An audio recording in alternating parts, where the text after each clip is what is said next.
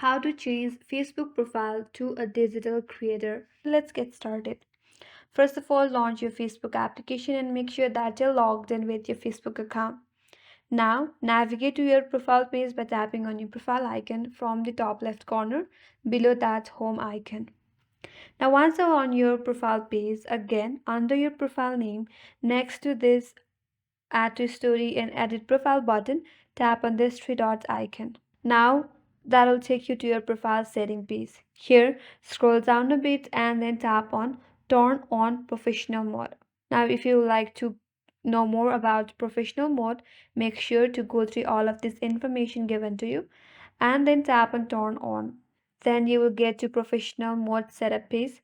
Here, scroll down a bit and under Connect with your audience, there is an option as Add Details about yourself, so tap on it.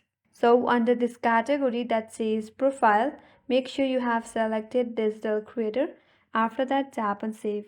Now if you go back and open up your profile page and if you scroll down a bit, there under the details that says your profile is now a digital creator.